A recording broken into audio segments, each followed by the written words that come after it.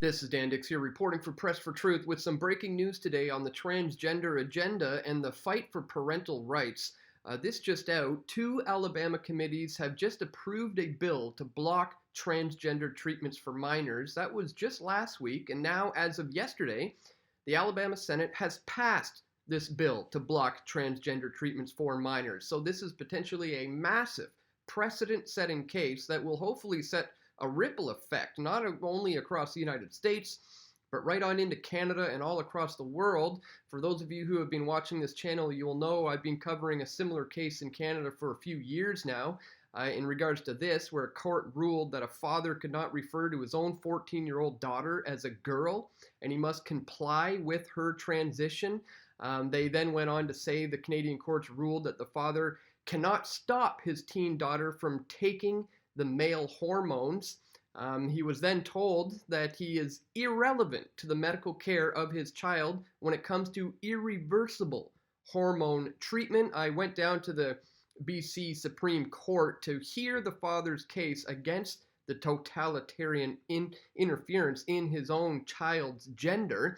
The courts then threatened to arrest him. Authorities are to arrest the BC father without warrant if he refers to his trans child as her real sex. And sure enough, they did just that, guys. Father gagged and found guilty of family violence for calling his trans daughter a she. So you can see just how bad things can potentially get. I went up to the courts to do a follow-up on that one. The system isn't broken. The system is fixed.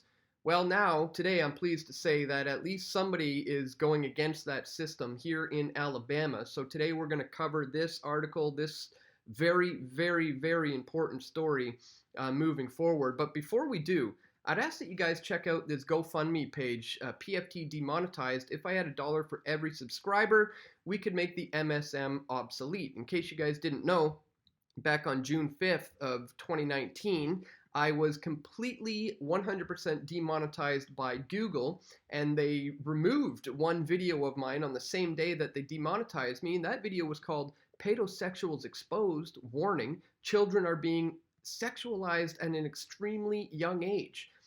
That's the video that YouTube decided I was being hateful with by promoting, so they had it removed from their platform. Thankfully, it still exists here on my BitChute channel. Links for that are located in the description below. But this is why they went ahead and demonetized me. Now I'm going to continue to talk about these things, as I will in today's video. So if this is something you support and you want to help me financially, please check the links right here on the screen or in the description below to find out how you can support the efforts of this channel to bring you this information. All right, so this is the latest. Alabama Senate passes this bill to block transgender treatments for minors. Let's take a look. The Alabama Senate today passed a bill that would make it a crime for doctors to prescribe opposite-sex hormones on drugs that block puberty from people under the age of 19 who identify as transgender. And let me say right off the bat, I think it's awesome that they're actually going for the doctors. That's who is specifically going to be held accountable in these cases, because those are the guys at the end of the line who are really pushing these children to go forward with the transitioning process. The bill by Senator Shalnut R. Trustville was approved by committee last week after a public hearing that included testimony from doctors and people with firsthand experiences who took positions for both sides, both for and against the bill. Shalnut said today most children with gender dysphoria eventually adjust, and that giving them medications that could have permanent effects amounts to child abuse. Again, I love it that he's calling it exactly for what it is. I too would agree that I think this amounts to something tantamount to child abuse, and he's not being apologetic for it, and that's awesome. You guys may remember the story of that guy from Saved by the Bell, Mario Lopez, who found himself in a little bit of hot water. He said that it was dangerous for parents to support trans kids. If you're not familiar with that, he went on some show in an interview and he said, "I'm kind of blown away. I've never been one to tell anyone how to parent their kids, obviously, and I think if you come from a place of love, you really can't go wrong. But at the same time, my God, if you're 3 years old," he says, and you're saying you're feeling a certain way, or you think you're a boy or a girl, or whatever the case might be, I just think it's dangerous as a parent to make that determination. It's sort of alarming. And my gosh, I just think about the repercussions later on. Very smart, rational, intelligent thing to say. Well, wouldn't you know it, the leftist Hollywood media completely ostracized him for this, and he ended up turning back on his statement. Mario Lopez apologizes after saying it's dangerous to raise transgender children. No, he made a point that if your little 3-year-old is going through gender dysphoria, and you are going to pander to their delusion, that is dangerous. He should not be apologizing for saying such an obvious statement. Well, this is why I'm happy to see, who cares about what Hollywood actors think, really? But these are the guys where it really matters, and this is the guy who's introducing this bill that I think is really important. The Senate passed the bill today by a vote of 22-3. It moves to the House of Representatives. I just don't think, and others don't think, that kids should be given experimental drugs or surgeries that could have irreversible consequences for the rest of their life. Chelnut said, kids are not fully developed until later in life. I think we can all agree that kids aren't capable of making certain decisions until certain ages, and so we want to just stop these procedures from happening. And again, I think he's absolutely right. Kids are not able to make these life-altering decisions at certain ages. In fact, in case you didn't know, guys, there's a huge movement of detransitioning kids right now. Kids who were transitioning in their early teens and who are now in their mid-20s, and they're realizing they've made a huge mistake. There's this article here from the Post-Millennial. Teen detransitioners are now telling their stories on YouTube. Detransitioning is a touchy suspect for the trans community. Individuals who medically transition only to figure out later that they were never truly trans are a probably unsurprising phenomenon. It's only common sense that a certain number of people who take the leap into hormone treatments or cosmetic surgery may end up having a change of heart. And of course that's going to potentially happen. And this is why we need to protect our children, because at that young age, they truly don't know what's in the best interest for them. And often these doctors aren't informing them of the actual real full repercussions of this. It's not just that their voice is going to change, that they're going to be getting, facial hair if they want to go from a girl to being a boy, but they're also going to become sterile. They're not going to be able to have children in the future. This is a detrimental move that they're making, and they're pushing out the rights of parents to be able to be involved in the serious decision making of what happens to their kids. This is why this bill is incredibly important, and it needs to be turned into a law. Senator Vivian Davis figures D-Mobile questioned whether lawmakers should place restrictions on decisions that should be between parents and their children, trying to just get the state right in there to destroy the family unit. Figures said advocates for the bill haven't presented enough factual information about why they think it's needed, such as how many children in Alabama would be affected. You should have those facts and figures to back up what you're trying to do, she said. Well, Chelnut said he didn't know how many minors had received transition medications in Alabama, but it doesn't matter. He says it doesn't matter if it's only 20 that it's happening to. One is too many.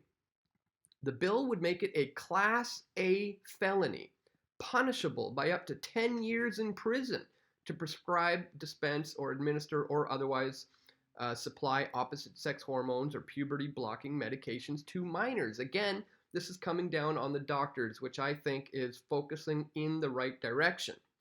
In the cases that I've been following, I found out that a lot of the times this is the child's gender dysphoria is first expressed or discovered in school. A lot of times these schools will then refer the kids to counselors. The counselors are then referring these children to doctors, and the doctors are prescribing them and pushing them onto this transitioning idea. And according to my research, one doctor I've been following in particular has been pushing for the transition of 100% of the students that are sent his way. He's not gauging the situation. It's just anybody who comes into his office, he's saying, yeah, go for it, kid. Be who you want to be. Here's some drugs. Don't worry about what your parents are going to say. So the fact that they're going after the actual doctors with a Class C felony punishable of up to 10 years, I think is a good way to go. You know, we got to hold the right people accountable who are doing these things. And I love that they're going after the doctors. Shelnut said he wasn't aware of any such surgeries on minors in Alabama. Senator Billy Beasley, D. Clayton, proposed an amendment to say that pharmacists would not be criminally liable for filing prescriptions for transgender medications for minors. The Senate voted that one down 21-6, and Beasley just so happened to be a pharmacist. A House committee also approved a bill similar to Shelnut after a public hearing. House Speaker McCutcheon said today he did not know when the bill sponsored by Representative Wes Allen Troy would come to the House floor for a vote. The article goes on to say here, Allen said gender dysphoria is a mental disorder and should be treated as such rather than with medications and making physical changes. Besides, these physical changes are obviously not a real solution. If the child thinks that it's the other sex than it is and wants to change genders, the reality of the situation is they can't. It doesn't matter how many drugs they take. It doesn't matter how many surgeries they have. Their chromosomes cannot be changed. That's just a fact. But this is not something that they're going to, instill in the minds of these children. They're just pushing the transitioning on them. The American Academy of Pediatrics issued a policy statement in 2018 saying transgender identity is not a mental disorder and that medications to suppress puberty and cross-sex hormones can be a part of a broad-based gender affirmative care model. The Eagle Forum of Alabama, conservative advocacy group, supports the House and Senate bills to protect children from what it says are misguided medical practices. I would go even further to say it's the all-out experimentation of using children like guinea pigs here. The Yellowhammer Fund, a nonprofit organization that helps low-income women who are seeking abortions in Alabama with transportation and other services, issued a statement criticizing the Senate for passing the bill. Surprise, surprise. We call on the House to treat trans children and their families with more empathy than the state Senate and reject this bill as the harmful, divisive legislation that it is. Can you believe that? A pro-abortion group who wants to, advocate for the murdering of children, the murdering of babies, says that they want these trans kids to be treated with more empathy? I mean, how insane is that, guys? So, again, I think this is a major move in the right direction in the United States. Now, at this point, it's only a bill. It's only being passed as a bill. It has not gone on to the House of Representatives and being looked at and potentially passed into a law. But if that happens, it could potentially set a precedent, hopefully not just across the United States, but across right into Canada as well. As you know, we have a major problem with what's going on here in Canada. Our feminist prime minister, who just so happens to also be a trans rights activist, is one of the major reasons why we're seeing this in Canada. He's pushing for it. Not long ago, I confronted him about bringing his children to the Pride Parade. Prime Minister Justin Trudeau brings his children to the Pride. So Dan Dix confronts him. I'll leave a link to all of these videos in the description below if you want to check it out. Also, not long ago, I went to a rally where there was a bunch of these Antifa thugs like this psycho here.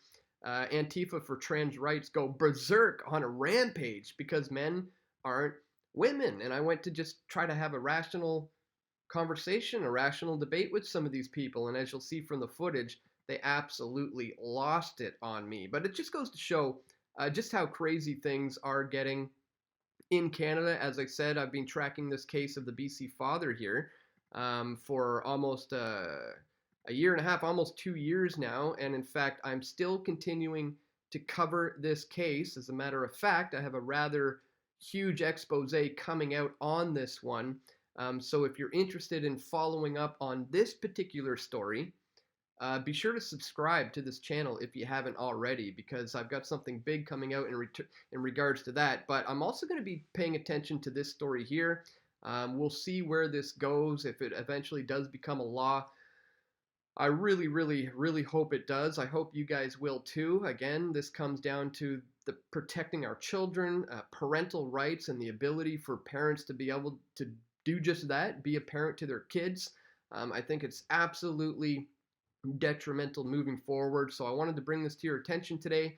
Once again, guys, please share this video, click the thumbs up button, let people know that this is going on, and don't forget to check out the GoFundMe page. PFT demonetized. If I had $1 for every subscriber, we can make the MSM obsolete. That's what the whole goal is all about, guys. Let's just do a better job than they are doing. And if you think that I'm doing a decent job at that, please consider making a contribution at the link on the screen or in the description below. So that's it for today, guys. Just wanted to bring this Alabama Senate bill to your attention. Once again, another move in the right direction today. So chalk one up for the good guys so far anyways. So that's all for today, guys. I want to thank you so much for tuning in. Stay tuned. We're going to have more video reports coming soon. This is Dan Dix reporting for Press for Truth. We all want truth.